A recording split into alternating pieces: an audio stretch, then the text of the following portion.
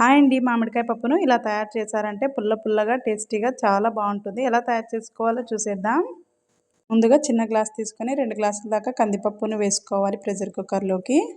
ఒకసారి బాగా వాష్ చేసుకొని తగినన్ని నీళ్లు పోసుకోవాలి. అలాగే మామిడికాయ ముక్కలు పైనున్న పొట్టంతా తీసేసి చిన్న ముక్కలుగా కట్ చేసుకొని వేసుకోవాలి. 1 టేబుల్ స్పూన్ కారం, హాఫ్ టేబుల్ స్పూన్ పసుపు. పప్పు పొంగిపోకుండా 2 టేబుల్ స్పూన్ దాకా ఆయిల్ వేసుకొని కుక్కర్ మూత పెట్టేసి 3 విజిల్స్ వచ్చేదాకా ఉడికించుకోవాలి. తర్వాత ఇందులోకి 2 టేబుల్ స్పూన్ దాకా ఉప్పు వేసుకొని పప్పు గిద్దెతో మెత్తగా మ్యాష్ చేసుకోవాలి. ఈ విధంగా ఈ పప్పుని ఒక బౌల్లోకి ట్రాన్స్ఫర్ చేసుకొని ఇందులోకి తాలింపు వేసుకుందాం.